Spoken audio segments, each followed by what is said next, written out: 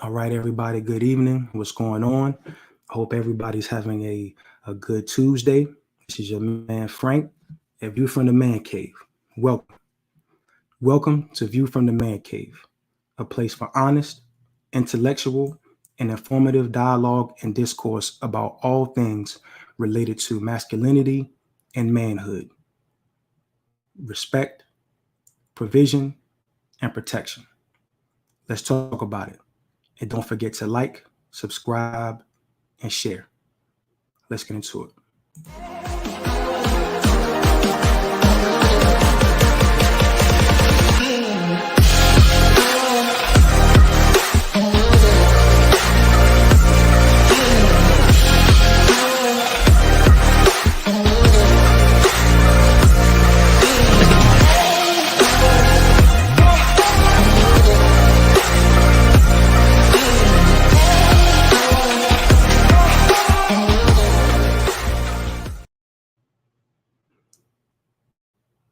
All right. So we're gonna get into this thing, man. We're gonna get right into it. I want to say welcome again to everybody to View from the Man Cave. So I hope everybody had a good weekend.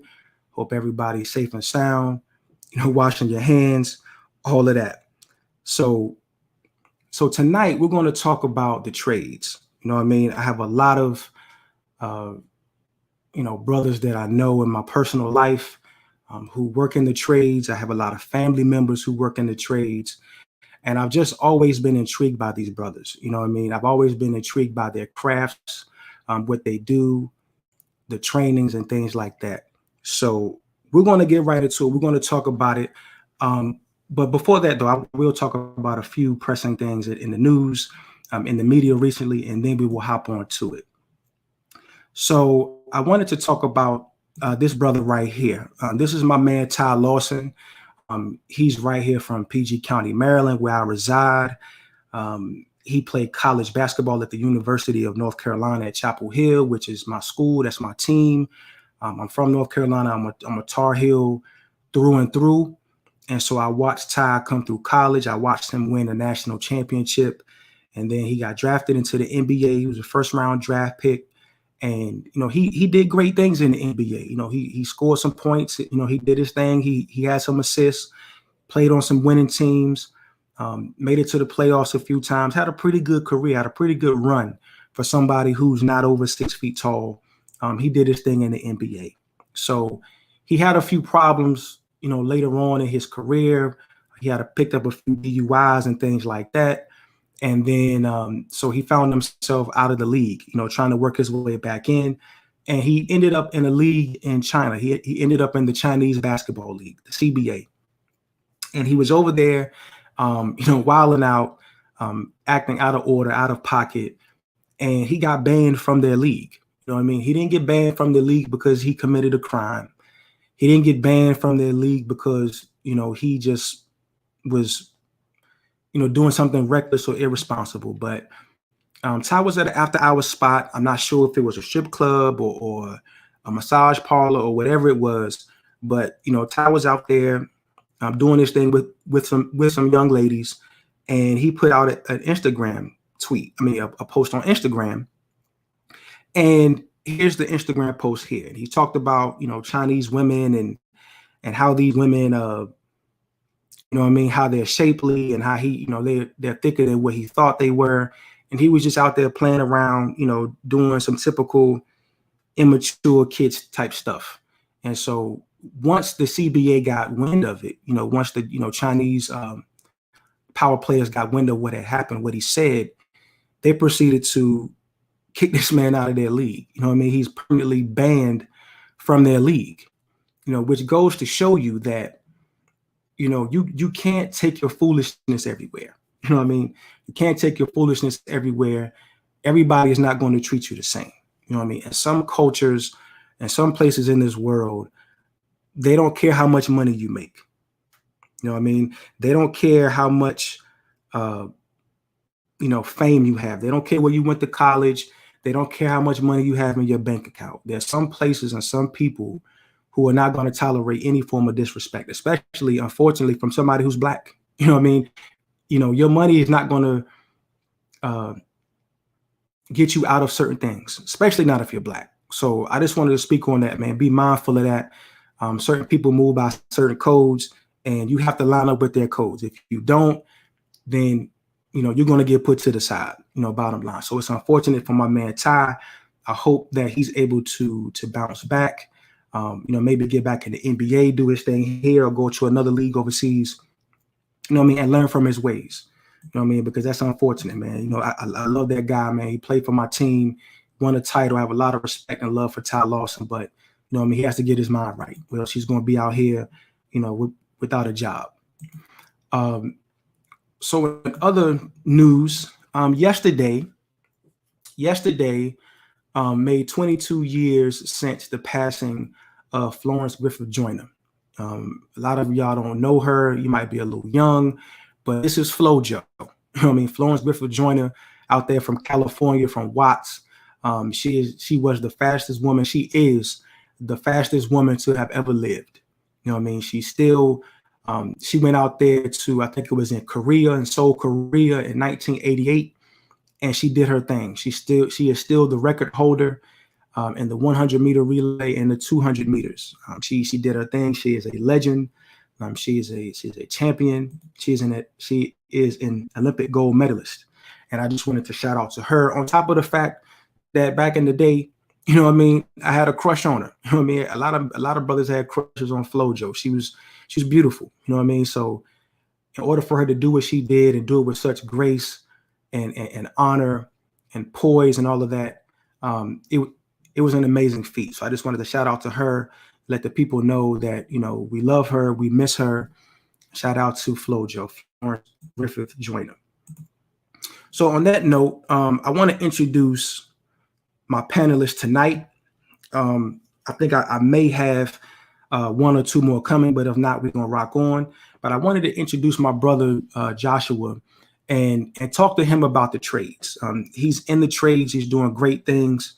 He's putting in work out there representing Ohio. And I just wanted to chop it up with him as it relates to the trades and just let people know that trades are an amazing opportunity for you. A lot of brothers don't know that. I put a post up. I should have copied the post and put it on the live, but I put a post up a few days ago, and I was just talking about how I think that, we need, as a community, as a Black community, we need to put a bigger emphasis and a bigger focus on the trades. There are a lot of brothers out here who are in the trades doing great things. It makes, trades make great money and all of that. But I'm not going to stop my man Josh from going in. I'm going to introduce my bro, and then we're going to talk about it a little bit, and then we'll just do it like that. So I see my man. Matter of fact, let me see who's in the chat. I see my wife here, Miss Rivers, of course. My bro Phineas is here. My man Gabe, Ultimate Black Man Radio. I see you. Ted, I see y'all.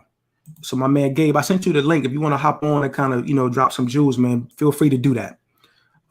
So without any further ado, I want to introduce my bro, man. My bro Joshua. How you doing, man? I'm doing all right. What's going on, Frank? What's going on, family? I'm good, man. I'm trying to hold my head out here, man. And in PG County, Maryland, man, the DMV. Okay. Yeah. How's everything up there in Ohio, Cincinnati? Everything is I'm not going to say it's getting back to normal, but so slowly opening up. As far as trades stuff now, it's important to have a purple trade. From what's been told to me. Okay. Yeah. I think the folks heard you. You kind of went in and out, so I just want to make sure everybody heard you. Okay. Can you hear me? Yeah, I can hear you now. Fine. Okay. Yeah, that's my mistake. Now I was saying, it's what's been told to me. It's always important to have a portable trade, especially in times of or in situations like this, as far as like the Corona, pandemic and businesses closing and money is being lost right now. So yeah, that's something that I want to basically throw out there. Okay, good. Yeah. So go ahead and just let the people know, just if you can, give the people a little bit of backdrop to you. How you got into your trade, and what is your trade? Okay, so now one day I was scrolling online. I'm working construction, city, well, government contracts or city contracts, and I figured, like, okay, I asked myself, is this what my life is going to consist of? Like, there's, how shall I put it? In other words, I knew that I didn't want to just go out and work 9 to 5 forever. Like, okay, let me go back to school. Let me figure out something. Let me try to find out if there are any trades or any degrees I can get.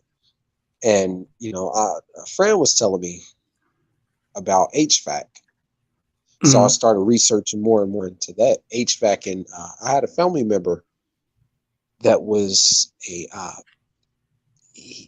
had his own business, and another family member that had his own business as far as welding. And they were kind of giving me some tools.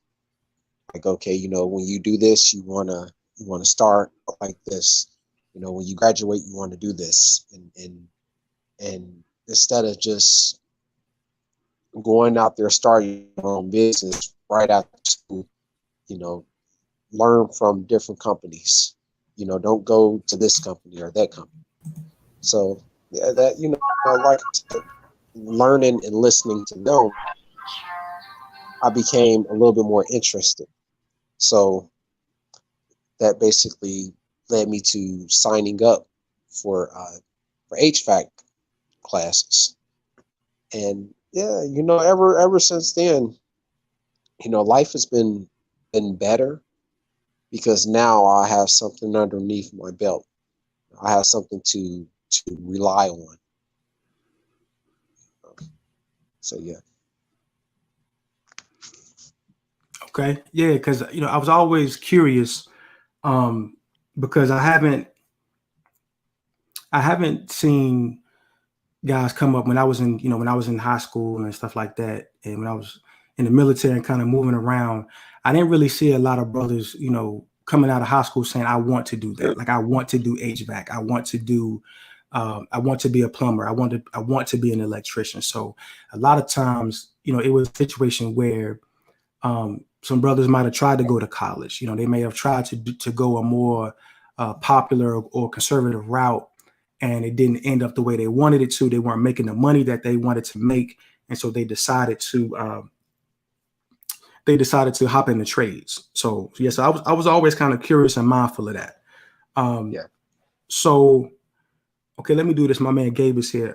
Gabe, Ultimate Black Man Radio. What's going on, bro?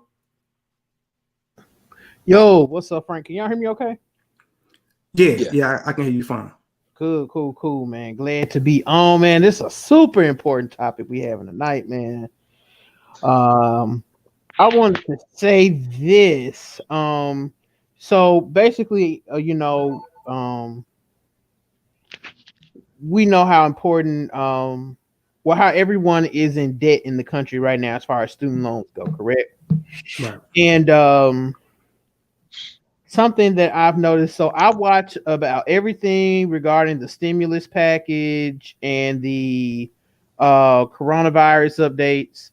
I watch this. It's this guy's name's Clear Value Tax, and I'll send you a link, Frank, so you can drop it in your chat box. But he keeps everything up to date, accurate information about the stimulus check packages and everything. And the reason I'm very concerned about the stimulus package is because I am a business owner. I have an LLC, and I got some of that PPP money they gave out last time, and apparently they're gonna give out some more. So I've been keeping my eyes glued to the news, just to see what's going on in regards to that. And I'm saying all that to say that, of course, we know student loans are a real big issue here in the United States, and the Department of Education are actually considering forgiving up to $50,000 worth of student loans. Okay. So for some people, they would still be in debt. But for others, this would literally give them a second chance. And I'll link the video so you guys know I'm not lying.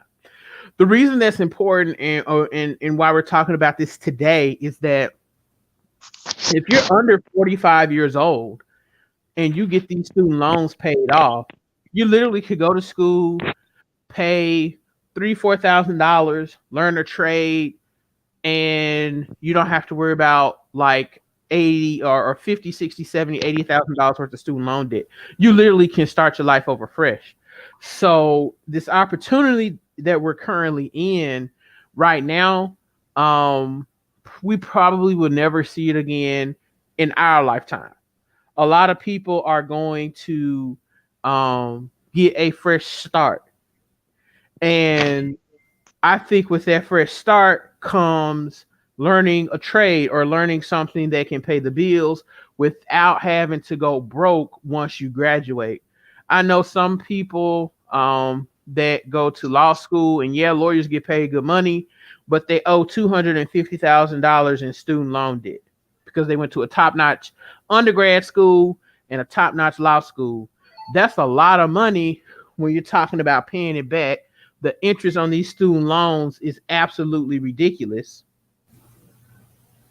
And excuse me, the interest on these student loans are absolutely ridiculous. I mean, you know, you'll be dead before you pay all that off. So, and I'm not to say you shouldn't go to law school. I actually want to go to law school, but a lot of people are going to get a second chance at life again if they can get this passed. This doesn't have to go through the House. This doesn't have to go through the Senate. All it has to do is have a presidential signature and it's passed. So student loan forgiveness, which we thought was a farce at one point, is becoming a real thing because people are in such bad shape, and the government knows that they're probably not going to get the money back anyway, and it's just crippling the economy. So a lot of people are going to get a second chance in their careers, and they'll be able to go back and learn a trade, whether that be coding, HVAC, electrician, plumbing, whatever it may be. And I know trades get frowned upon because a lot of them are blue collar. But there are some trades that aren't blue collar, such as like paralegal studies and software coding. You can learn to code. Some of the biggest companies in the world do not require you to have a degree any longer. Apple being one. Apple, Google, Facebook, a lot of the big Silicon Valley companies do not require you to have a degree. As long as you know how to code and program, they will give you a job. And that is considered a white collar job. And I actually had a psychiatrist on my channel a few months ago who actually is a therapist to a lot of these men, and these men make upwards of $250,000-$300,000 off of a quote unquote trade. So this conversation we're having is super, super important because it's really going to shape and change and mold the lives of a lot of men and women. So I'm definitely glad you have it. I just wanted to throw that information out there because a lot of people are not aware of that. So. Yeah, that's big, man. And let me introduce my bro too, man. I got one more cat, a brother that I've known for a very long time, my man Ike. Man, me and this brother here, I haven't talked to him in a while. It has been a while, but I've known Ike, man, since like 95, man, 96. You know what I mean? We went to high school together. He was I met him through my brother Sean, but always smart, man. Always had his head on right. You know what I mean? When you're young, you always see certain type of brothers and you say, man, this brother gonna be something, man. Like I don't know what it is. I don't know what field he's gonna go into, but whatever that field is, wherever he goes, man, he's gonna be a good brother. He's gonna be official. He's gonna be on point. So so when I put this post up on Facebook about the trades, my bro responded. He was like, yeah, man, you know what? I'm gonna let him talk about it. But yeah, he hopped on that post, man, and it dropped some jewels. So I said, I gotta get him on. I gotta get him on to talk to the people, and to let the people know, about his experiences in the trades and how he went from A to B with it and all of that. So without any further ado, let me introduce my man, Ike. Ike, what's going on, bro? What's up now? Yeah, man. Hey, man, it's been a minute, man. We got to catch up, man, for real. Yeah, straight up. Yeah. So, Ike, where you at? You still in North Carolina, or you? Yeah, or no? yeah. I'm down in North Carolina. Okay. Yeah, that's home, man. Everybody over here at the Man Cave know, man. That's home for me, man. North Carolina, Raleigh, Wake Forest, that's home, man. So, That's right. but yeah, so yeah, but I had to, I went in the Army and bounced around, settled in DC and the DMV. So yeah, but I still try to make it down there, man, as often as I can, see my people, man. So next time, when I come down there, man, I gotta get your info so we can, straight up. Post COVID, man, but we gotta chop it up for sure. Straight up. We put a mask on and meet somewhere. Yeah, for sure. Yeah. So just let the people know a little bit about you, man, and how you got, how you came about getting into the trades. Okay, so when I seen the post, I said, man, it just touched my heart because I know my story. Mm-hmm. Just like you, we graduated 01, 2000, and we came in the game like, okay, I'm gonna get this degree, and life is gonna be perfect when I get my degree. Right. You know what I mean? So 2005, get here, you get your first degree. Okay, I'm working at a daycare. I apply to this job, apply to that job. You like, dang, okay, well, I know I can do this job. Okay, they want me working at a prison. So I end up working at Department of Juvenile Justice for about 4 years. So from 2005 to 2011. So anyway, like I say, I got a degree in psychology, UNC Charlotte. I like, dang, I need to do something else. I got into North Carolina Central. Okay, I'm getting my master's degree. Got my master's degree in 2012. Still, I'm applying to these jobs. Nothing. Okay, nothing. So I'm sitting on the couch one day, and my brother came to me and he said, yeah, my other brother, he driving trucks. He making about $1,200 a week. I said, what? $1,200 a week? I'm sitting there rubbing lint together in my pocket trying to figure out, well, what am I going to do? I got all these degrees. We got all this stuff going on. And you still in the situation where you rubbing lint in your pocket. So 2014 come, you had your first child, it really get reeled in. It's like, okay, what am I going to do? How am I going to provide for my little baby? Okay.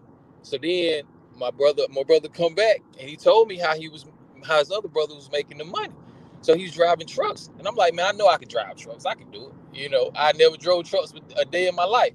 My stepdaddy had trucks, but I didn't drive them. So anyway, you fast forward a year, I goes to Cape Fear Community Tech. I paid $2,000, 10-week course. We rigorous course. We in there every day driving the truck in the middle of the heat, and you like, oh man, I don't know if I can do this. I don't know if I can pull this off. But anyway, 10 weeks passed by, and next thing you know, I'm in Oklahoma somewhere with a trainer. Okay, I think I heard somebody say something about getting, going to these companies and getting the training. It's very important because you don't know what you're doing. You see what I'm saying? You don't know what you're doing. So anyway, I get with the trainer. He shows me everything he knows about the truck. I end up going to another company, and then that's when the money started churning in, and it began to enlighten me as far as controlling my destiny and how I can really take control of my destiny versus hoping that they give me a job. You see what I'm saying? So that's 2015, 2016.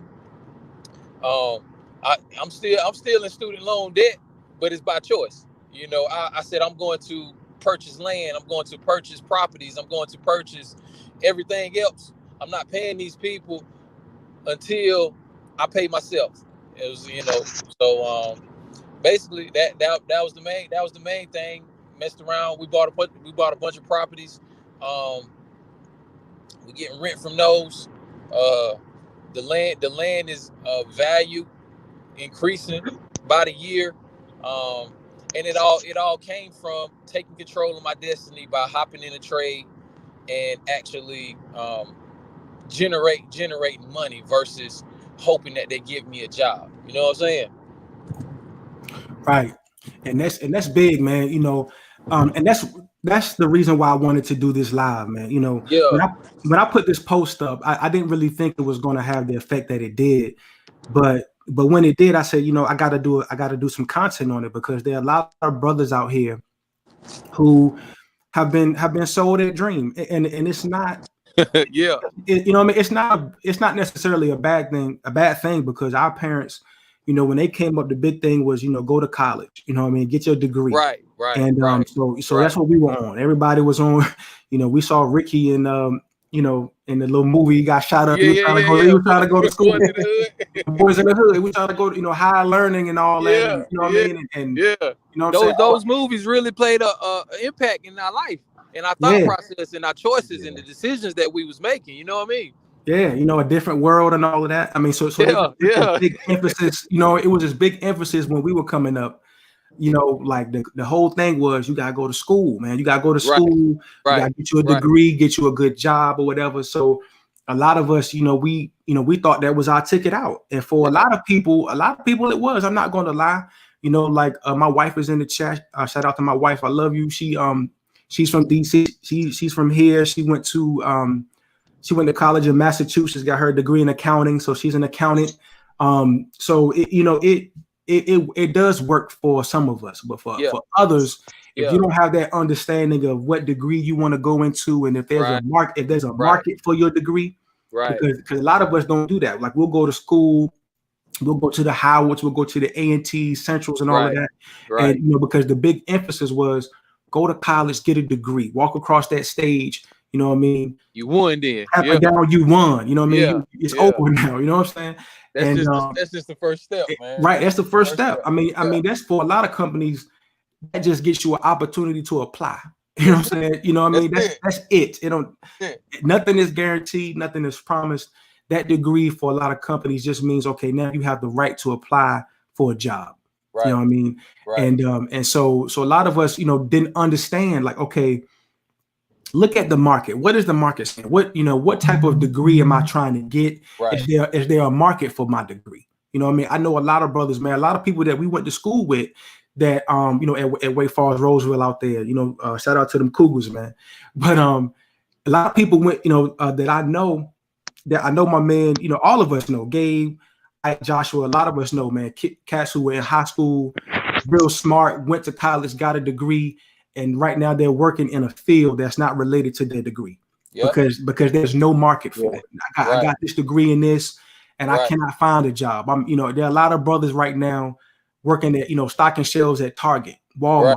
You know what I mean? Trying to make ends meet, trying to put food on the table for their kids, because they got you know what I mean? Yeah, I mean, they went to school, they went to Memphis, they went to, you know what I mean? These colleges all over the place getting degrees like they were told to do.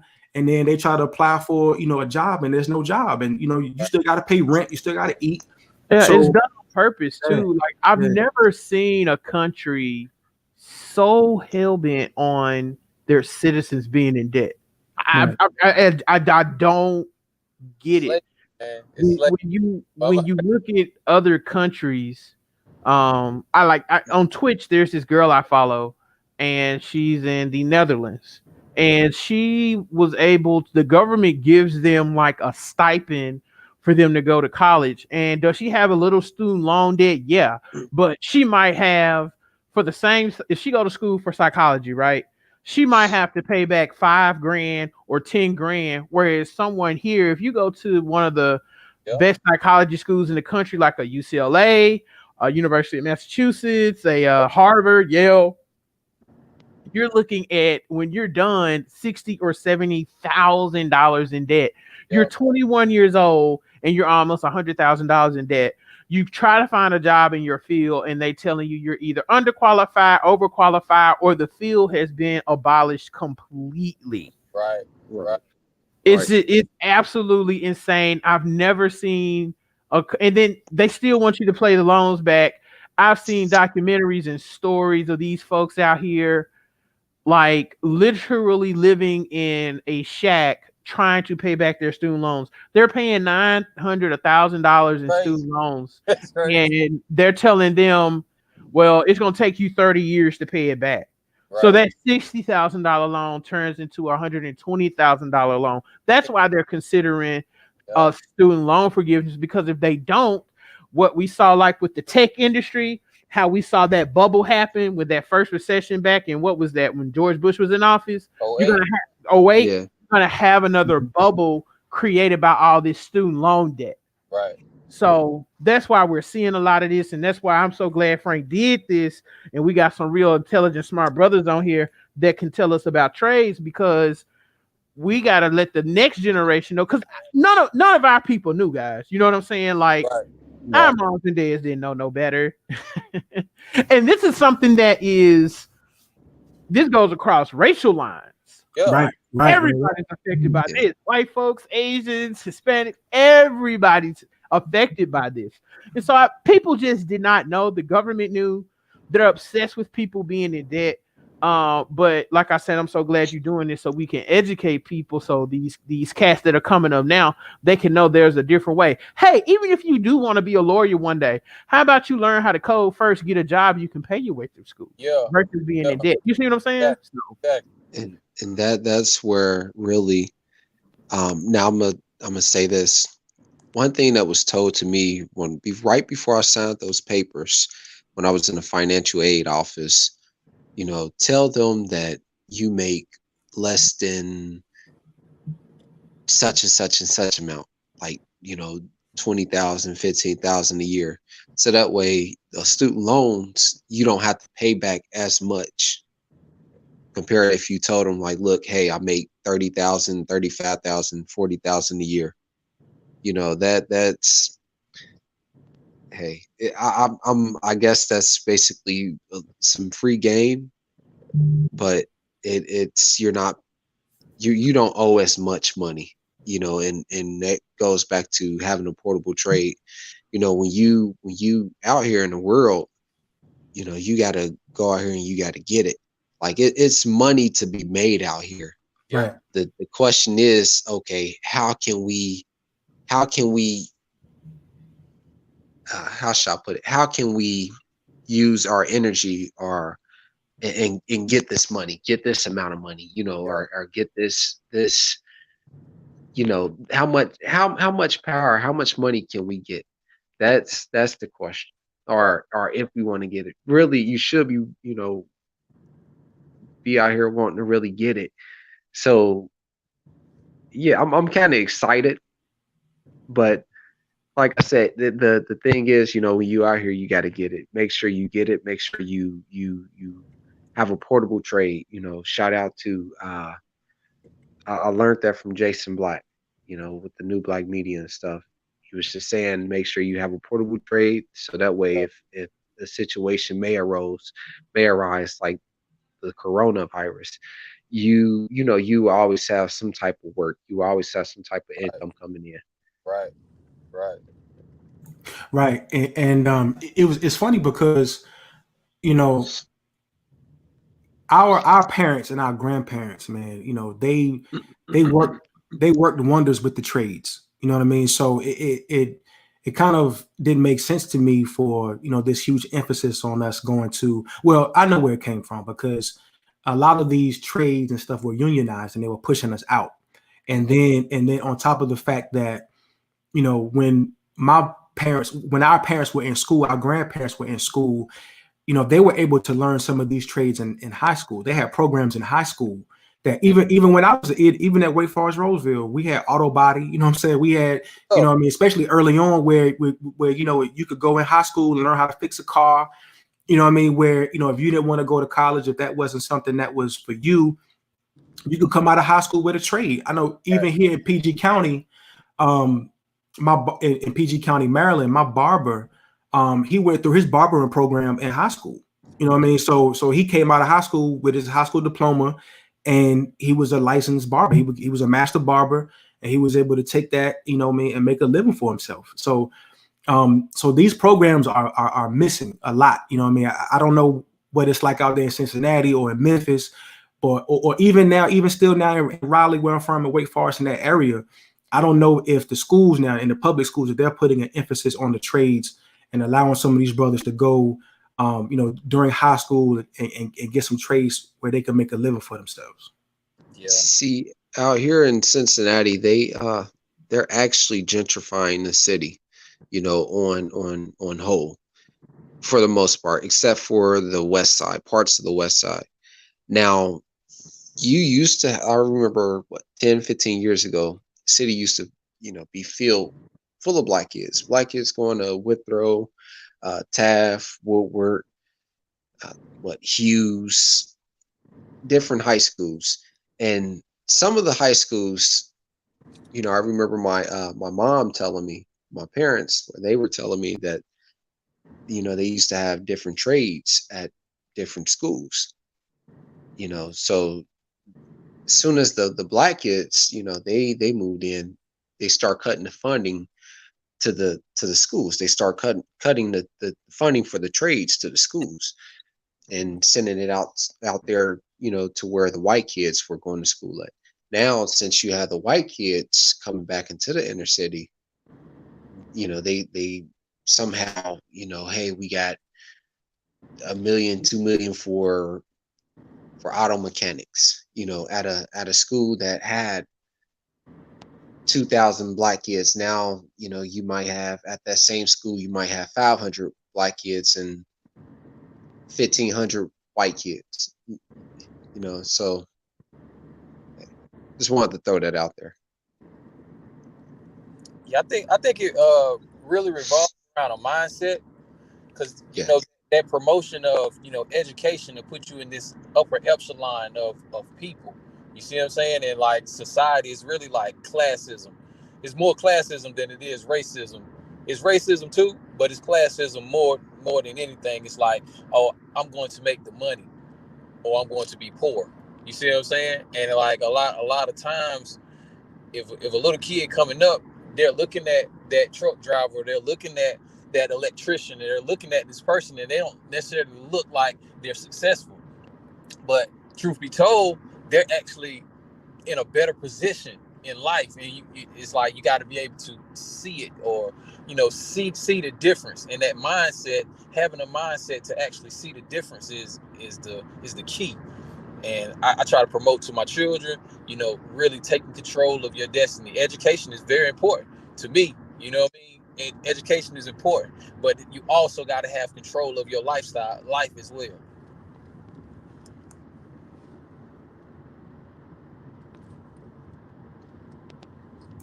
Yeah, absolutely. It's like trades, man. Trades are very important because trades put you in a situation where, you have a skill that no one, it can't be taken away from you. It's recession proof, it's depression proof, it's COVID proof. You know what I mean? I don't care what you're doing, where you are, you know what I mean? COVID or not, you know what I mean? If your toilet stops up, you have to call a plumber. You know what I mean? I don't care what's going on outside. I don't care. You know what I mean? If it's a blizzard, what's going on outside. If it's in the dead of summer and your AC go out, you're gonna have to get that fixed. You know what I mean? Your insurance, or you're gonna have to pay out of pocket or whatever. So it's something that you can have under your belt that will always keep you employed. And the good thing about a trade is that you can do a lot of different things with it. Like you can work for a company, you know what I mean? You could go into business for yourself. You could do both simultaneously. You could work for a company. Like I know I have a guy who's my plumber, and he has a regular job. He works for the public school system here in Prince George's County, Maryland. And then so he does the school stuff. So he has a regular job in the regular 9 to 5. And then after that, he has his own hustle that he does after hours, in the evenings, on the weekends, things like that. People have plumbing issues. They need their garbage disposal is not working or whatever. He does his thing. So he's making money, hand over fist. and so it's a great opportunity for him. It's great. And so any brother out there, if you're considering going, looking into the trades, there are a lot of them out there to choose from. There are a lot of them that make that where you could be very successful. You can make a good living for yourself. So Josh, I wanted you to kind of go into, if you can, go into your training. What was your training like? Getting your certifications and all of that in HVAC. So basically, there was a 9 to 11 month training period, and for the most part, we learned a lot out of the textbooks, and also we had hands-on training. As far as lab, learning how to diagnose, solve problems. See, okay, first of all, okay, problem. See what's going on. Josh, you're breaking up a lot. You got a lot of static going on over there.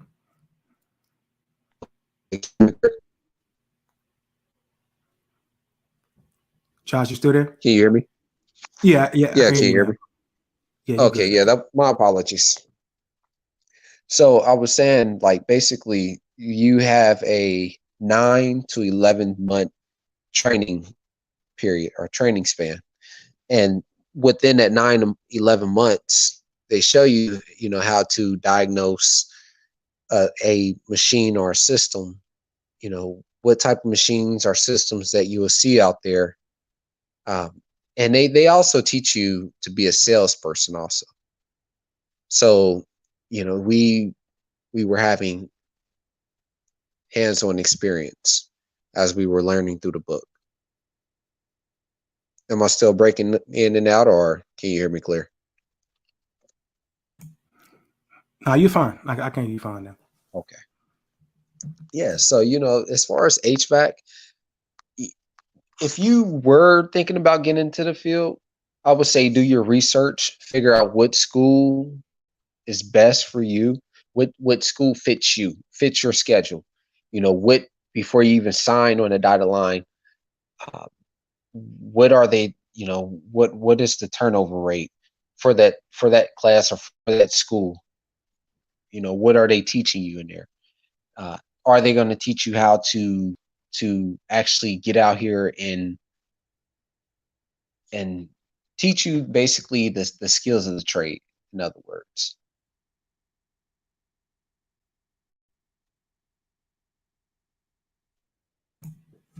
Okay.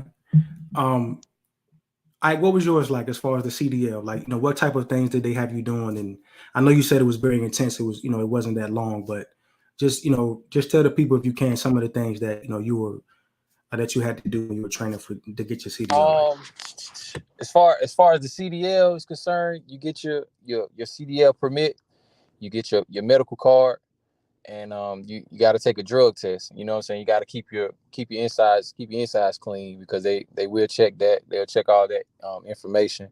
They'll check your background as far as like your DMV record, your Department of Motor Vehicles record, and just to check your your driving record, period. You can't have no DUIs. Like I say, you can't have no drugs.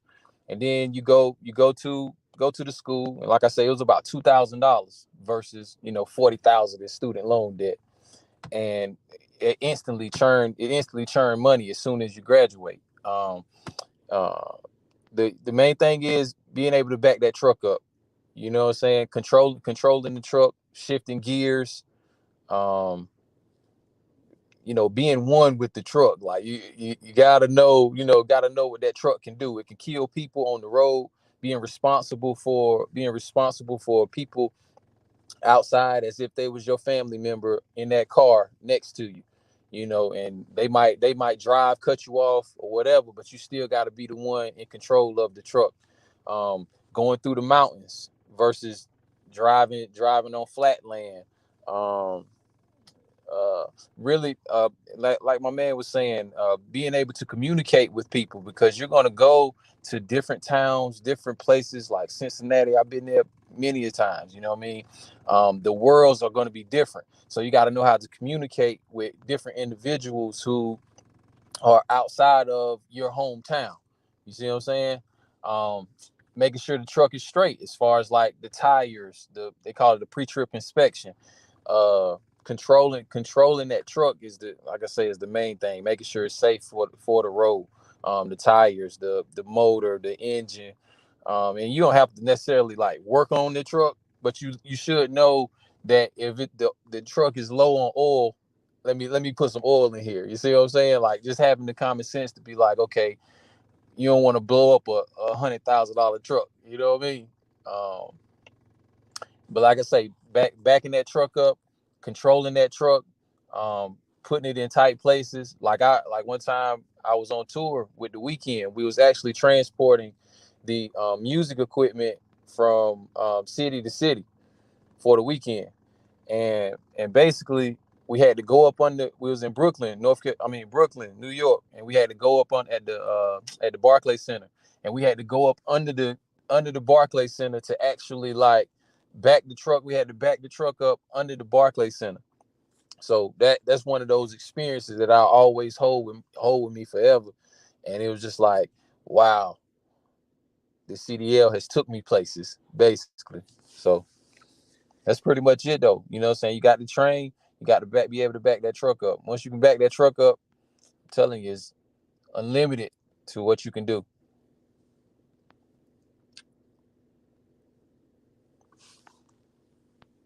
Yeah, I always, because I kind of bounced around too.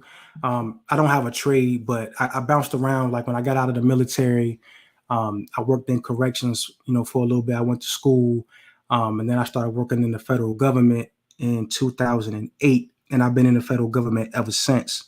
And but I always told myself, if it didn't work, if I didn't get in the federal government the way that I did, I was going to go and get my CDL license, man. There's so many different things you can do with that. If you live in a big city, a metropolitan city, you can be on the subway. You know what I mean? You could drive buses and all of that. And see, the thing about it is that our economy is set up off of trades. You know what I mean? There isn't any company Right. on this planet that doesn't utilize the trades. Right. You know what I mean? If they have a building, they have a building that they, are housed in, that means somebody paid an electrician, somebody paid a plumber, right. Somebody paid somebody HVAC got up in there, did their thing. You know what I mean? Had to get there. The equipment had to get there, so you got to put it on a truck. You know what I mean? You got to eat. So all these grocery stores and fast food places, they have trucks, to bring the food from all over the country. Right. So that was always my thing. I always said that I would, I would have got my CDL license and drove trucks just to drive around the country, go to different places and see different things. That was something that I always was interested in. Even when I retired, like I told my wife straight up, like, when I retire, I'm thinking my goal is to retire like 20 years, like around 50, 58, 59, and retire comfortably. Everything will be straight. The house will be paid off. The kids will be grown. Their college will be paid for, all of that. So we good. And then if I get bored, just being retired, I'm just going to drive a truck somewhere, or do something. But yeah, that was always, a cool job that I thought growing up. If this didn't work, I was going to be, a truck driver, straight up. Yeah. So I wanted to ask y'all this too, man, because there are a lot of times, I'm gonna take it to the ladies a little bit, because I don't know this personally. I don't know, but I just wanted to ask you guys. I'm not sure. What type of relationship situation you have, but even when you, like, if you're married or if you're in a serious relationship, before that, what type of energy do you see brothers in the trades getting in the dating market? How are women, how are sisters responding to guys with, who are electricians, plumbers, CDL license holders, things like that? Are you guys getting the same respect as another high earner would get, who wears a suit and tie and wears stylish clothes every day to work? I'll let y'all go first. I mean, like me personally, like I say, I can switch. I don't have no problem putting on a suit. I don't have no problem, hopping in a truck. I don't have no problem doing whatever it is. So as far as like any type of woman that I would like to talk to, I could talk to them if I wanted to talk to them, man.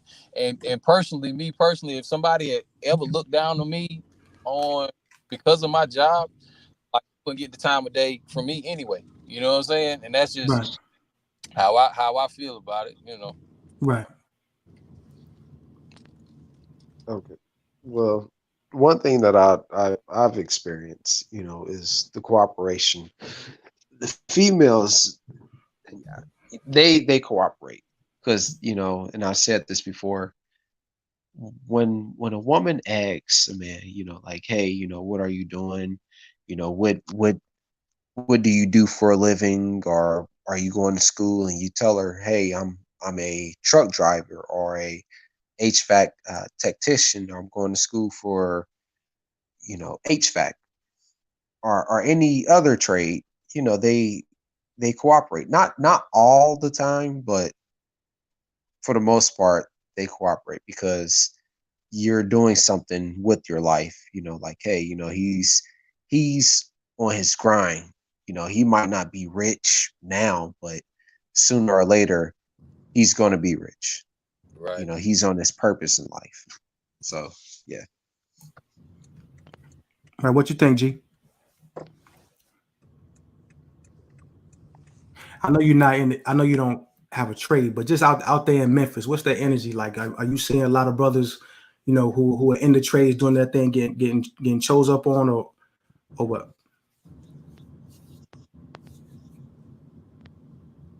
Oh, Gabe might have stepped off. But I'll say this, I think brothers in the trade should definitely get it more. Their jobs are very high demanding. The training is tough, but they make good money, and they can provide. So I don't care what that brother wear at his job. There used to be a time when, women liked a brother who worked a little hard, who came home a little sweaty, had a little grease on him, whatever, that was manly. That was the manly thing to do. Right. I don't know if that's still the same. I doubt it.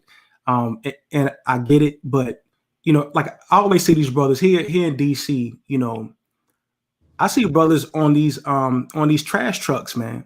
And these cats make good money. Like they make really good money on these trucks, just picking up trash. It's a very demanding job, but they make a lot of good money doing that. And I just don't see that same energy from the ladies though. So I was always curious about that. I really was. I can't speak on one thing as far as like when you in the truck or you gone, like maintaining a relationship is take a whole lot of work because that distance is there, and there's so many interferences and so many different women that you can actually run into, especially out there in the world. So you got to like really be mindful of that particular part of it. You know what I mean? So that is something. It might be too many women. You know what I mean? And it's like, is it the right woman for you? Or is she gonna take advantage of the money that you making? Because they, they might have an agenda. Like I got my daughter mama got an agenda. You know what I'm saying? Right. So just something to think about. Because when that money comes, it'll change their perspective. Yeah, I can only imagine it. How tough it is to, be a truck driver and be on the road so much. Being away from your kids, and and if you are in a serious relationship, being away from your significant other. I know that, if that footing isn't, if it's not solid, then there could be a lot of problems, in your relationship being gone for so long. And I also want to let brothers know, man, if you a hustler, the trades are for you too, because hustling in the trades is where you get your money. And when I say hustle, I don't mean get on your Frank Lucas and start packing stuff on your truck, start packing weight on your truck. That's not what I mean. But I mean that, these brothers who are in these trades, man, there are a lot of opportunities out there for you to make money. A lot of these trades, especially if you're in a major city, the overtime and the stuff like that is endless. You know what I mean? You can get it. If you're willing to put in that extra work to get that money, you know what I mean? You can get a lot of money out here, man, in whatever trade that you have. You know what I mean? You got to be willing to put in that extra time. You know what I mean? If you could do some overtime, you know what I mean? If you can get a big contract or something like that on the side, doing certain things, you can make a lot of money in the trades. And that's what it's all about, man. You know, making more money, putting yourself in a better situation to be able to take care of your children and your family. You know what I mean? That's what it's all about. So I saw this article, and I just kind of wanted to go down the list a little bit, but it talked about, it said, I just Googled, high paying blue collar jobs. You know what I mean? And blue collar jobs are kind of what we're talking about now. We're talking about the trades. We're talking about, skilled jobs that don't require a lot of school, that don't require for you to spend a lot of money on tuition and things like that. And so they had a list of about 8 jobs that make 6 figures comfortably. You know what I mean? Depending on your willingness to maybe, do a little bit of overtime here and there and stuff like that, and pick up some other work.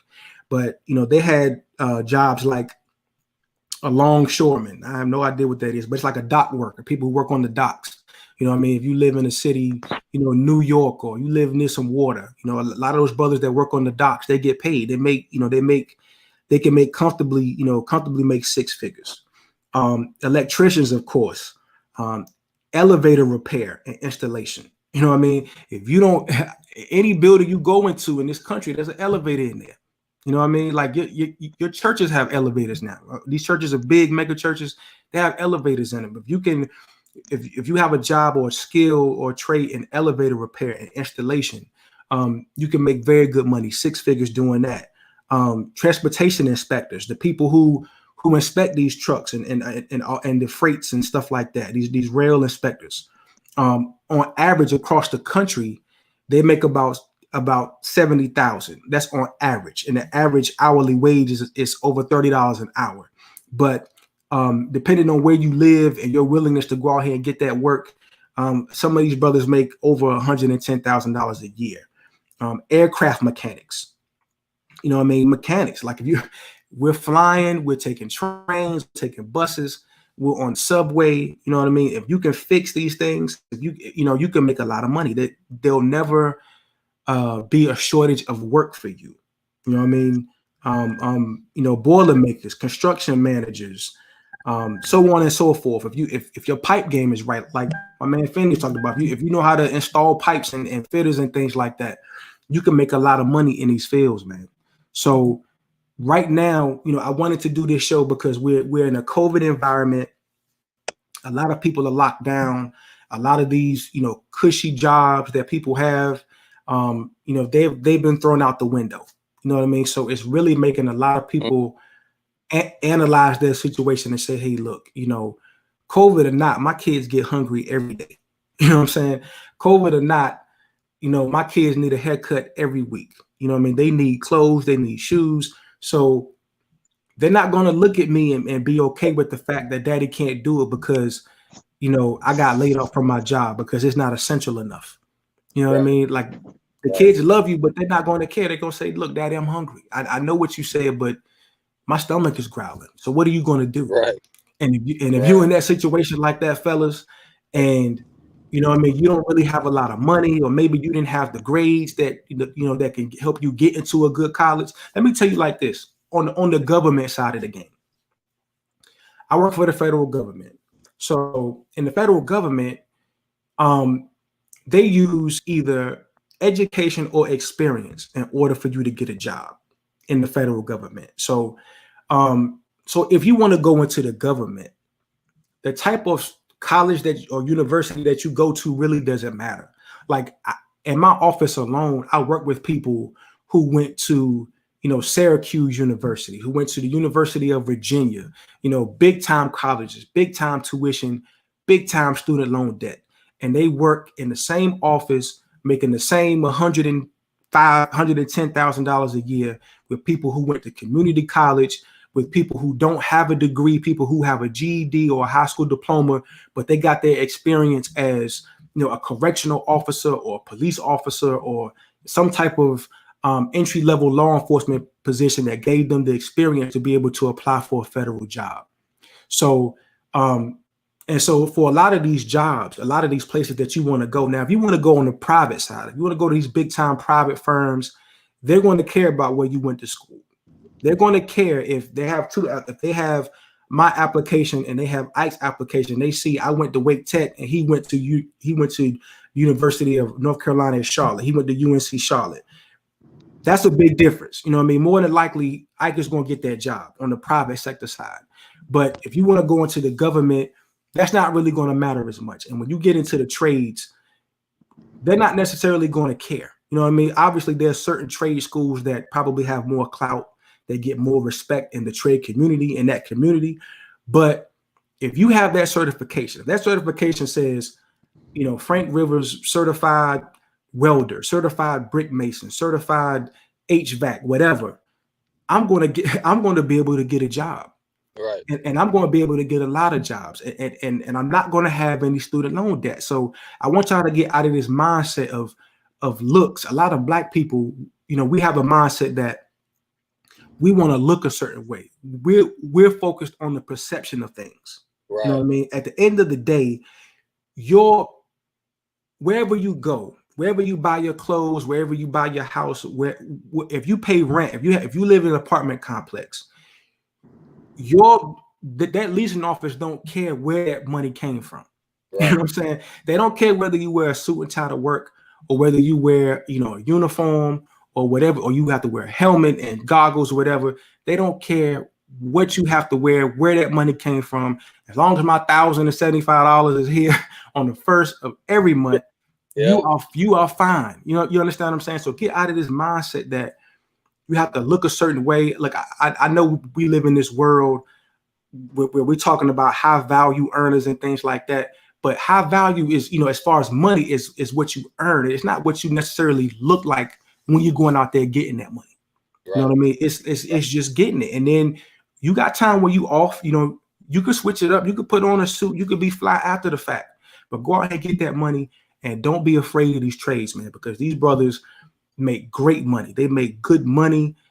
There's an endless supply of work. These brothers are going to work in a blizzard. They're going to work in a hurricane. They're going to work in a tornado. These brothers are going to work. Right. So, yeah, I mean, and to your point, Frank, I know this high value term has been popularized, and in all honesty, it's really being misused. But I'm not going to get into that right now. We live in a culture where the richest men on earth walk around wearing khakis and New Balances. Yeah.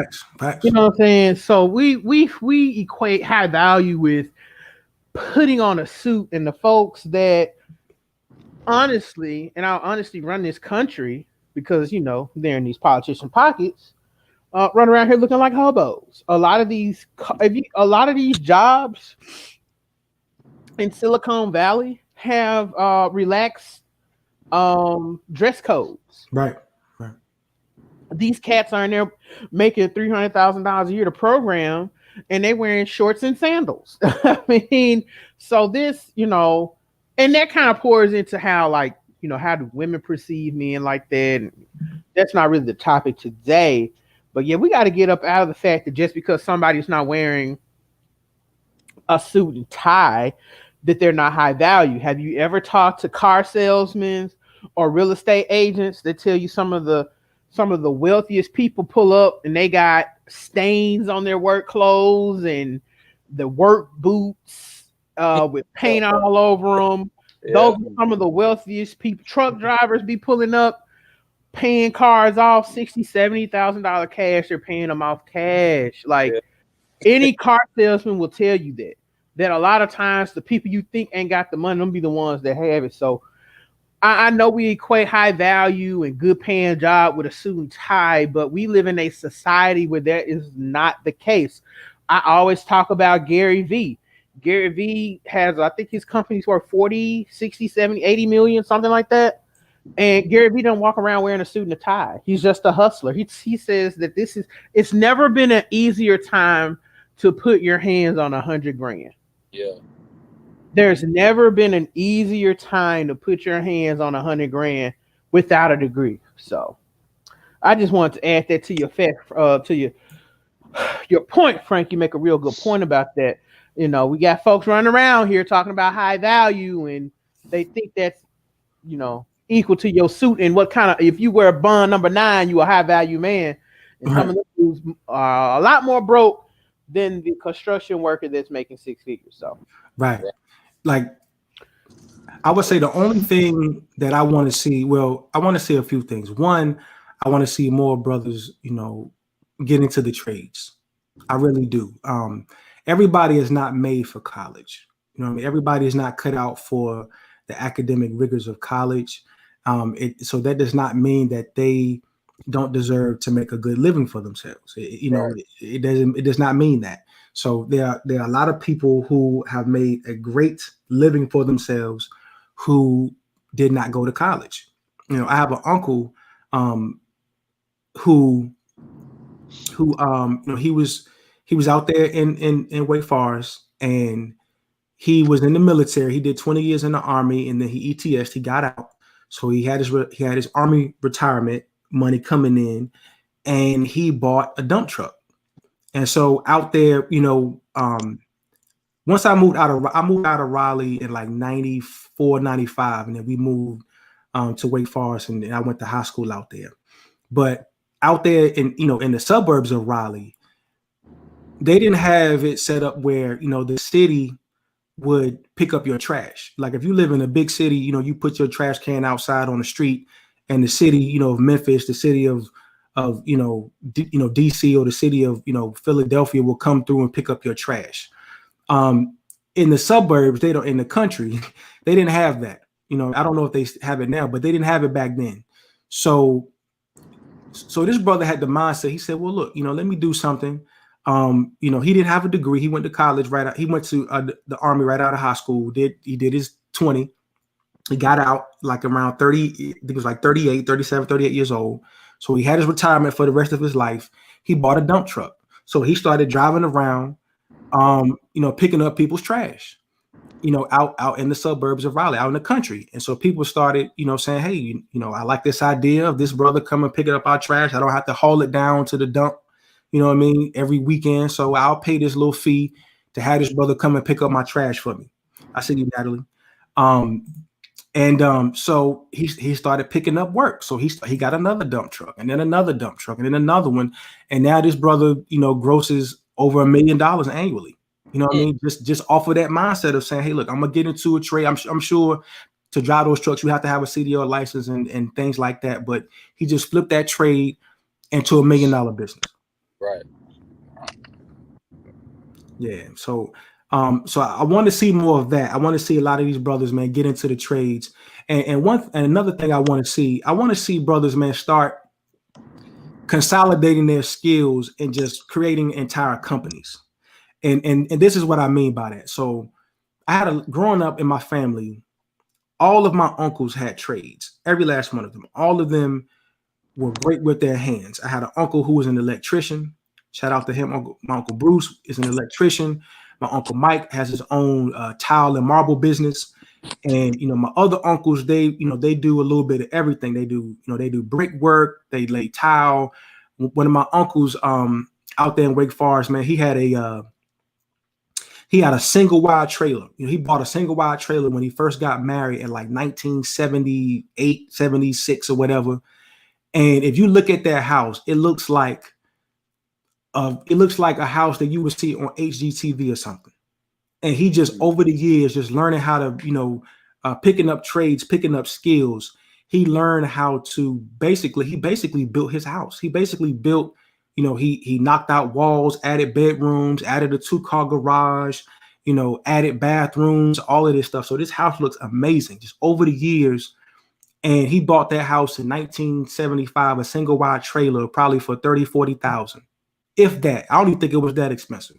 And now the house is worth, you know, well over 6 figures. So just him having those skills to just build on his house and make it into something beautiful. And so all of my uncles had all of these skills. So when I was a kid, I used to wonder, why don't they just all come together and start their own company and just start building houses from the ground up? Because everybody in the family can contribute. everybody in the family can come together and they can literally build an entire house from the ground up. You have the electrician, you have the tile, you guys can put up the foundation, you can lay the carpet, you know, and you can outsource certain parts of the job that, you know, you don't have, you know, a skill in, you know what I mean? So if you don't have a plumber, you can outsource that or whatever. But 95% of the house, of building a house, they could do it on their own. They could literally do it within the family. So I always wondered, like, how come, you know, the family, how come these brothers won't come together and just put all of their trades together, all of their skills together, and just start their own company and just start, you know, and become the Black Toll Brothers, the Black Ryan Homes, the Black Envy Homes, and whatever. So I want to see a lot more of that. I want to see brothers consolidating these trades. You know what I mean? I got a brother who does HVAC. Okay. I got a brother who does, you know, plumbing, you know, whatever. And we bring all of these stuff together, and y'all can just start flipping homes. You know what I mean? Straight up and down. Y'all can start buying homes, you know, cheap rundown bandos. Y'all got everybody on the team, in the fold, that can take their house, gut it out, get it set up, and either sell it or you know, or whatever. You know what I'm saying? Y'all just keep moving like that. You know what I mean? So I would like to see more of that. I would like to see brothers start to consolidating these trades into companies, man. Companies that are Black owned, companies that can build, Black owned construction companies, Black owned companies that build homes, that fix cars, you know, all of that. So that's something that I would like to see, you know what I mean, going forward. And you know what, to add on that, there's a quote that I got from Reginald Lewis. He was a Black billionaire, Black millionaire that passed away back in 1993, 94, if I'm not mistaken. And his father or grandfather, you know, I might be misquoting the source, but someone, an older man, had told him that there's no vocation that is the white man's exclusive. Well, you know, basically there's the anything, you know, like you might have, for example, HVAC, welding, you know, where you might see a lot of white guys in that field. You can go in there and take over, you know, like Frank was basically saying, just throwing on extras. You can go in there and learn that trade and learn that skill and pretty much get rich off of that. Start your own business, start your own company, and surpass the people, you know, the other companies, the other white companies, because there are people out here that are willing to pay you as a Black man for your service. You know, if you have a trade and you're pretty damn good at it, Right? we'll put it like that. So, yeah. I just, you know, I think once we consolidate, you know, it'll make us stronger as a group, and you know, because you have so many brothers who, you know, who drive trucks, who have their CDL license, who have all of these trades, and they're great. We need all of them. And if we just consolidate them and just go back into the communities, you know, go back and scoop up these bandos and just, you know, completely, I mean, just renovate them from the ground up. And like, we have everything that we need. And I just want us to get out of the habit of begging other people to do things for us. You know what I mean? When we have all the skills, we have all of the abilities that we need in order to do things for ourselves. We just got to put it together. We got to get out of this mindset of, you know, well, yeah, we could do that, but who's going to be in charge? You know, who's going to get the bigger office, or, you know what I mean? Who's going to have the final say on what projects we do and all of that? Like, y'all don't worry about that. Like, y'all, everybody's an equal partner. Everybody has a vote. Everybody votes on what projects you do and, you know, what jobs you take. And, you know, and you get this money. And the smaller ones that you might not want, if you're training these young brothers up who coming up in the game, you know, you can give them some of the smaller jobs and stuff where you keep it all in house. You know, you keep everything in the family. So I really want and hope that we can start doing that more, bro. And brothers, you know, like I said before, consider the trades.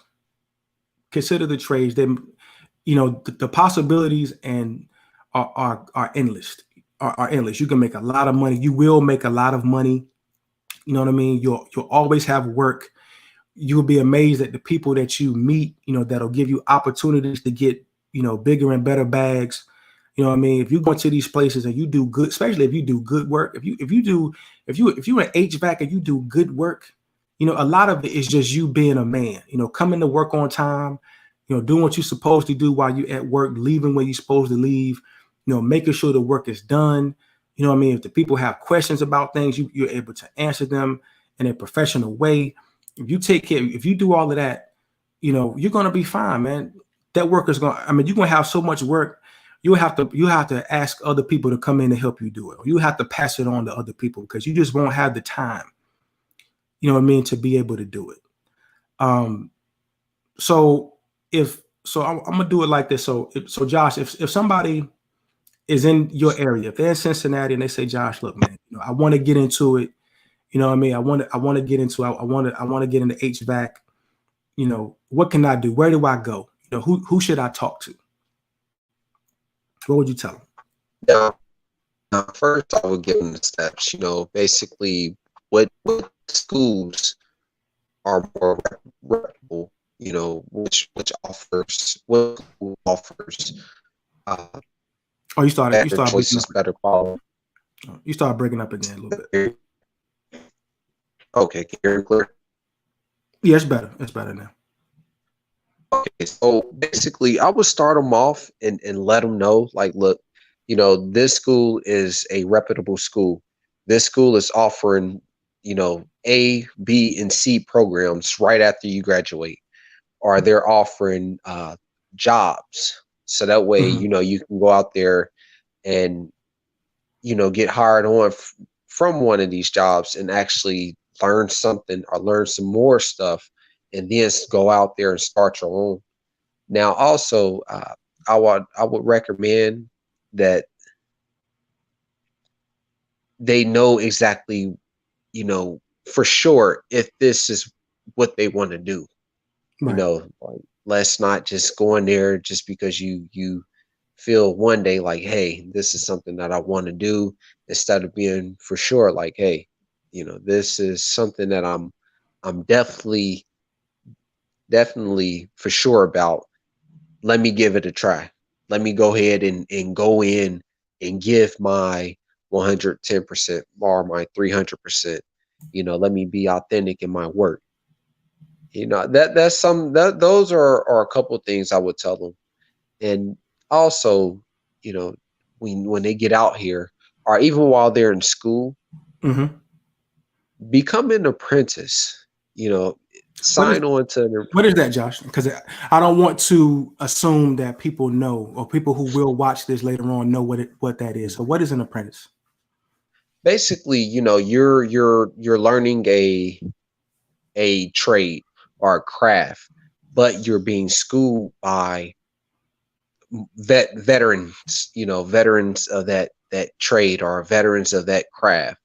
So you're not just coming into the game or into the trade, as a rookie, freshly new. You have some type of experience there. You have some type of, how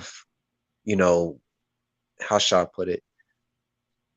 You have some type of experience there, whether it's passed down or already learned, past experience.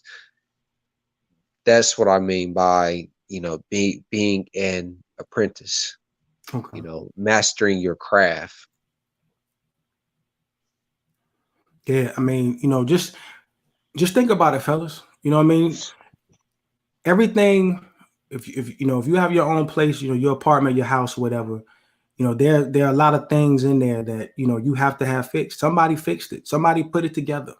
You know what I mean? And they didn't necessarily have to go to a 4-year school and rack up 40, 50, $100,000 worth of student loan debt in order to get that skill.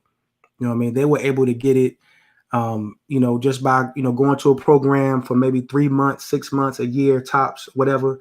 And, and it's rigorous. I'm not going to sit here and and disrespect these brothers and say that, hey, look, you know, you go to this school, this little rinky-dink school, in 3 months, you're gonna come out being able to make 100,000. No, whatever you do, you know what I mean?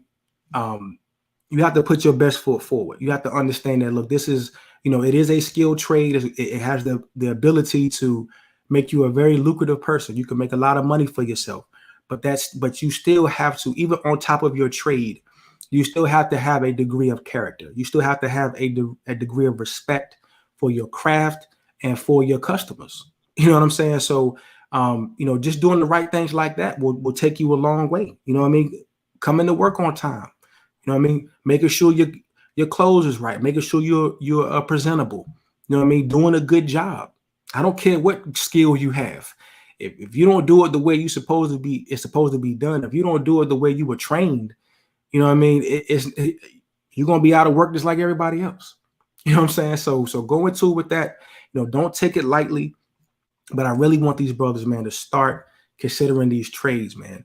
You know, other groups of people understand that, look, you know, white people, Asian people, Hispanic people, a lot of these individuals know that there's certain things that they're probably not going to do. You know what I mean? I'm not 6'5". I can't rap. I can't dunk a basketball. I can't, you know, do certain things.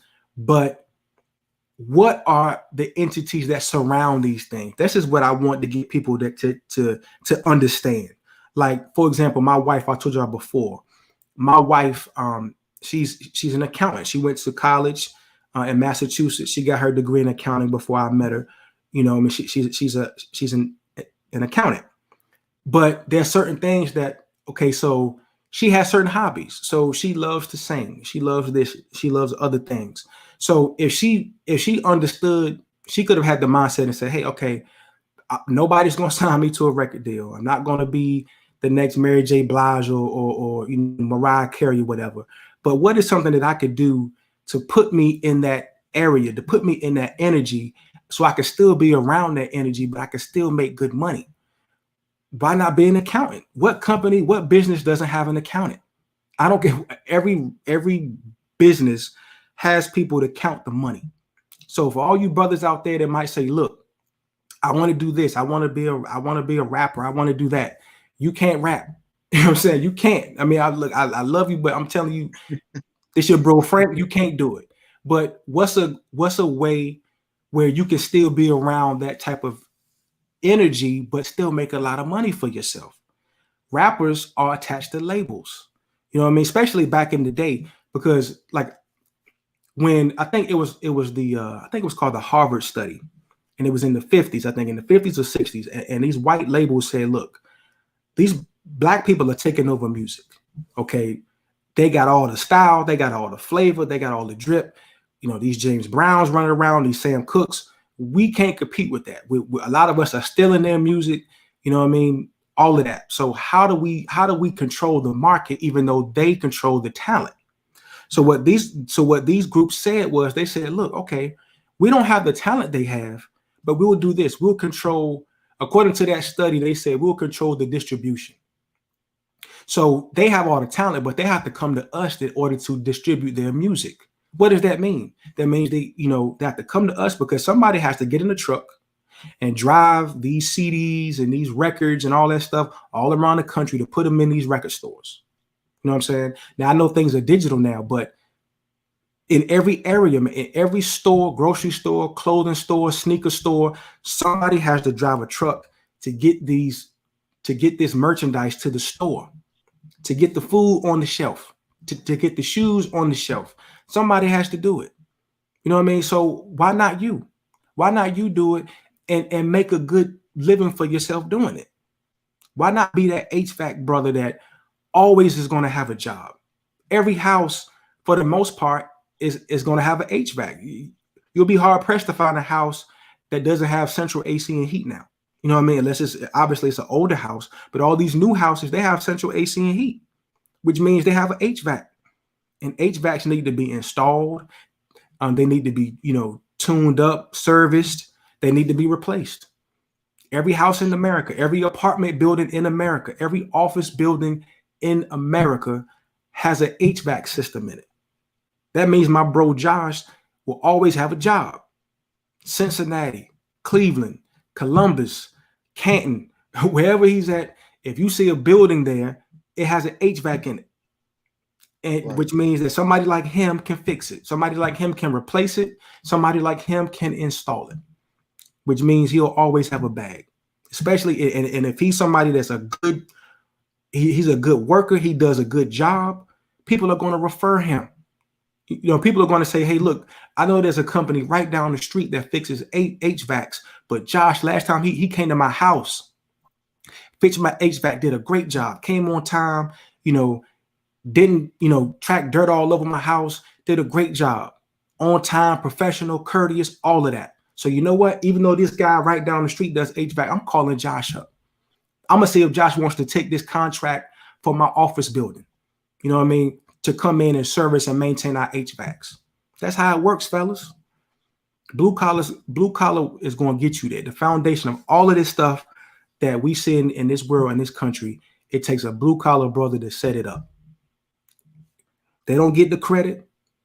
My man Josh, and that's one of the reasons why I did this live, because a lot of these HVAC brothers, these truck drivers, these electricians, these plumbers, they don't get the credit that they deserve. You know what I mean? From the community, a lot of times from these women.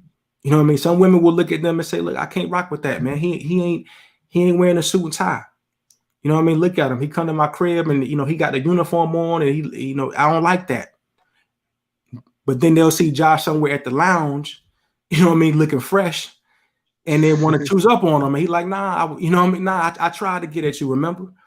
I sent you downtown at the office building. I was doing, you know what I'm saying? I tried to, on my lunch break, I tried to get at you. You didn't want to hear it. Now you see me fresh, you know what I mean? I done pulled out my whip. I done pulled out my little nice car and my clothes is fresh. I'm looking good. Now you want to choose up? Nah, get away from me. You know what I mean? Hey, you know what, Frank? Not to cut you off, excuse me. You good. You but good. Now I can tell you some stories of that actually happening. So now go ahead. It's funny now. I mean, but like you were saying, you know, they figure like, damn, okay, he has on this uniform, he's dirty, he might not be making that much. But, you know, little do they know you're making 2, maybe 3 times as much, you know, as them, or as the guy that they're trying to go after.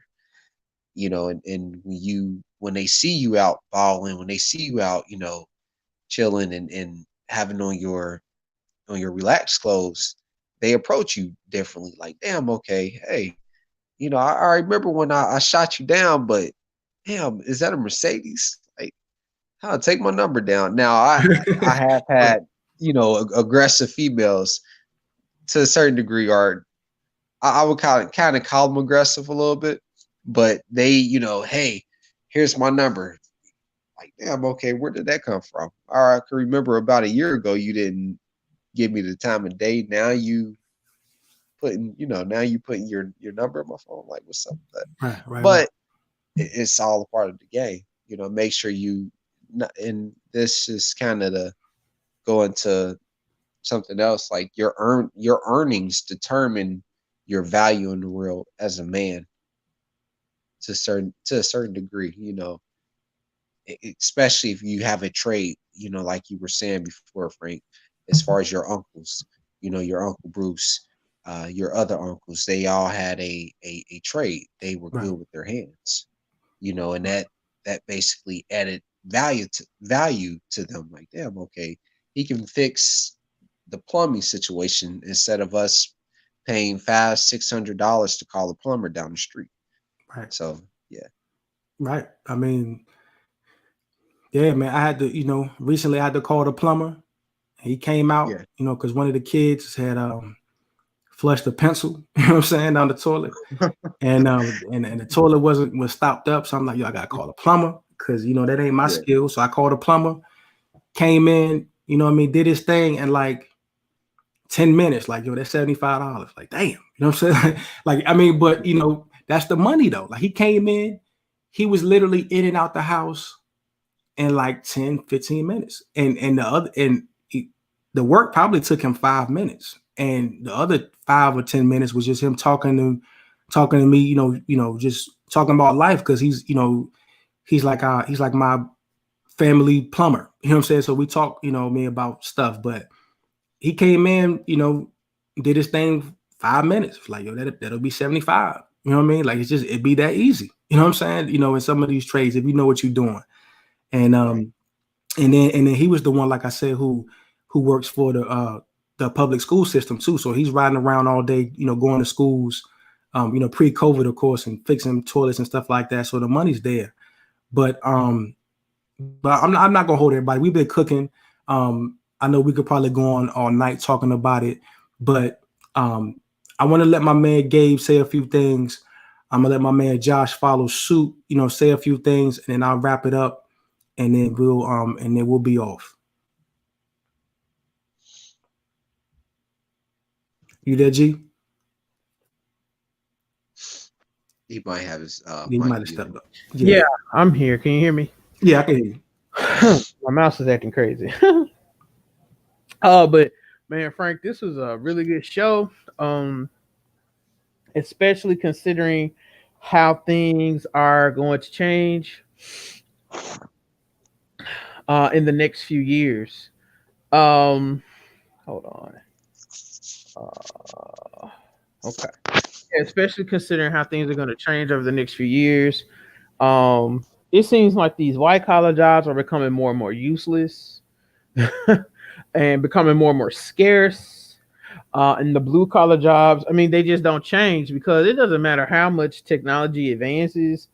People are going to need plumbers. People are going to need electricians, coders, developers. All that's going to be necessary. So, really, really good program. I want our brothers to like take heed to a lot of this. This is a lot of game a lot of dudes need, so they can take care of their families. Fellas, women do not want you broke. They honestly do not care how you get the money. Well, most of them anyway, but they don't want you around here broke. We got a lot of dudes complaining about that instead of just upping their credentials and learning new skills that can benefit them and their family. So I feel like trades are the way. And like I said, you have such a plethora of them. Like I said, from electrician, plumber, carpenter, all the way to coders, programmers, software developers. I mean, even getting a paralegal, Right.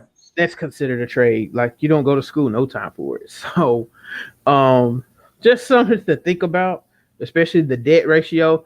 We need to try to keep down our debt as much as possible. So when we do want to start that business, we can go and get the funds that we need to start that business. You know what I'm saying?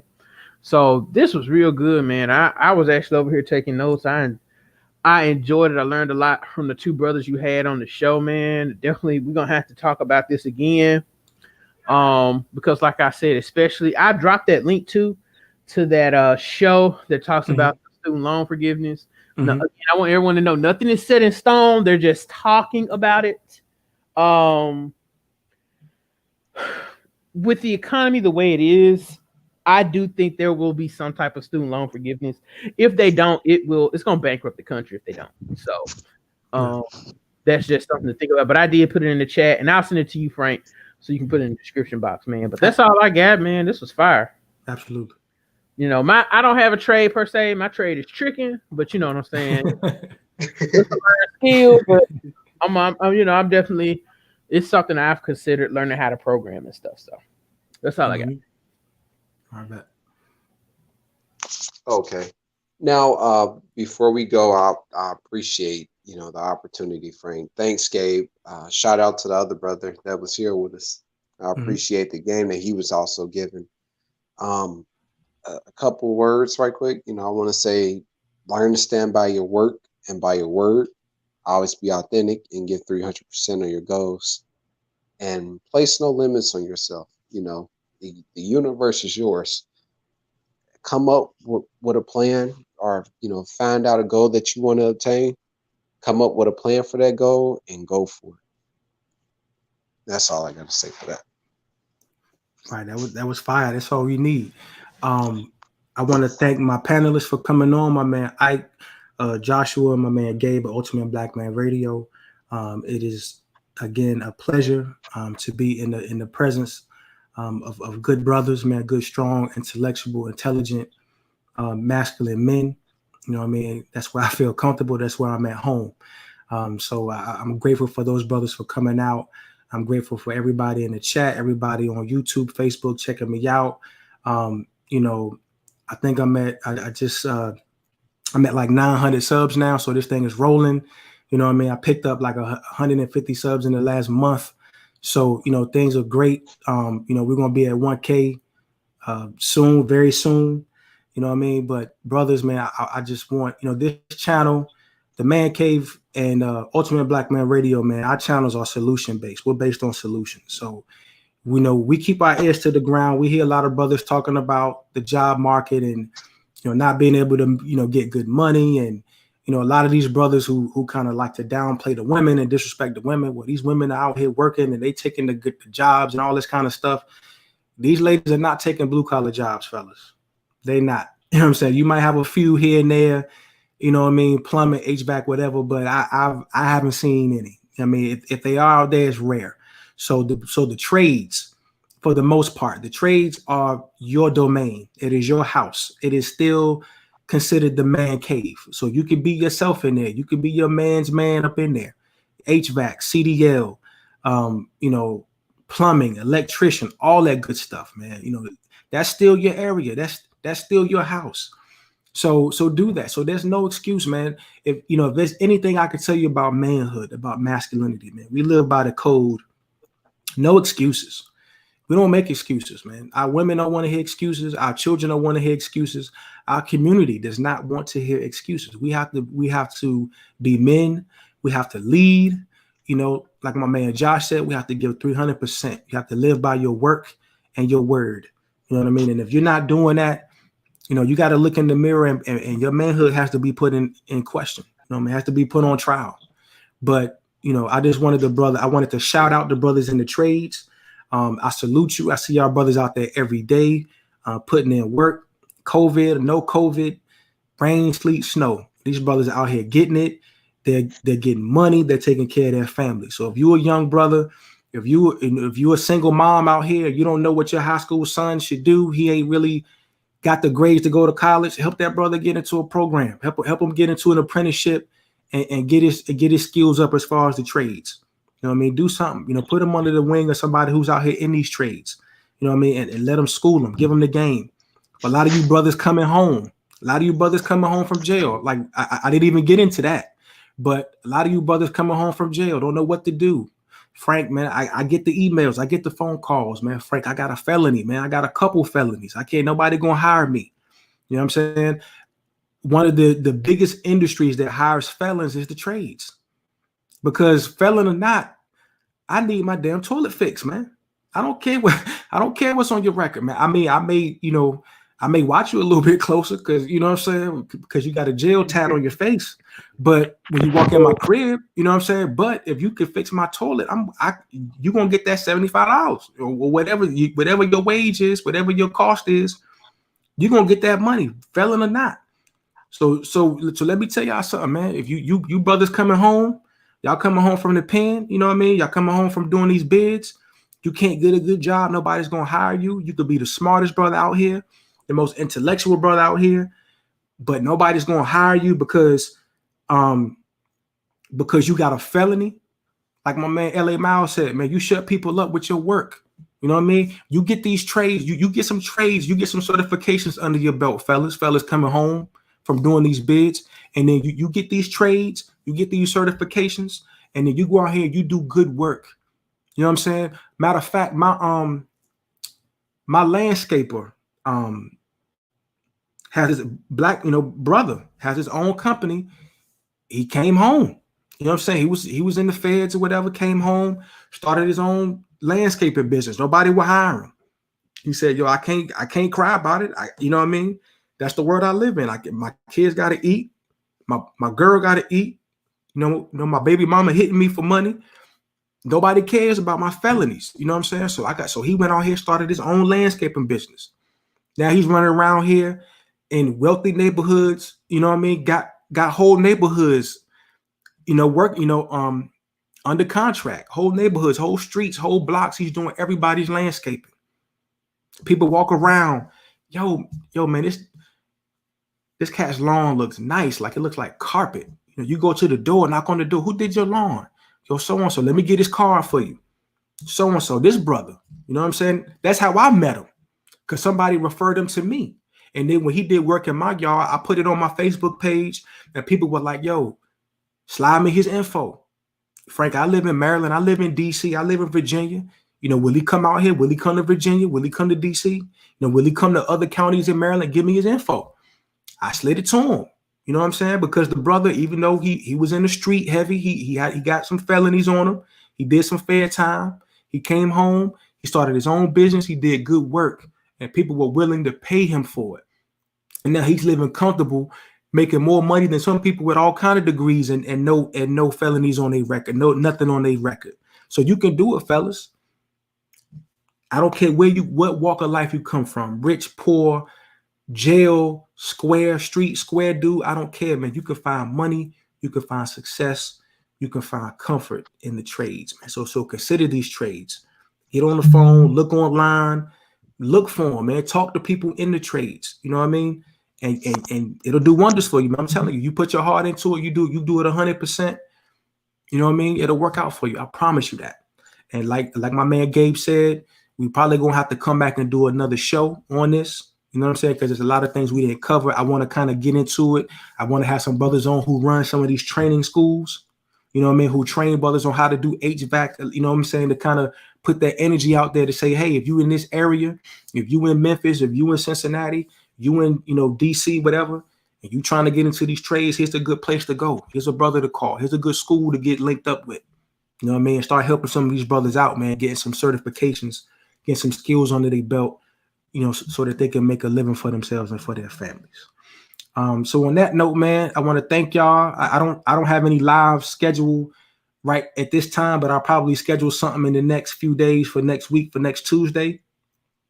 But man, I love y'all, man. I appreciate y'all for everything y'all do for me, for the channel. All the contributions y'all give, man. If y'all want to support the channel, you can do that via Cash App at $ View from the Man Cave. If you want to do it via PayPal, you can do it paypal.me/View from the Man Cave. I do have my Patreon up. It's View from the Man Cave as well. I'm kind of young at that. I'm a novice right now, so I'm working on that, getting some things together for the Patreon. So that's going to pop a little bit soon. So y'all just bear with me, give me some time. But on that note, man, I just want to say peace, and until next time. One. Hey, much respect, and I appreciate the opportunity. Thanks again, Frank. Absolutely. Y'all be safe. Hey, you too.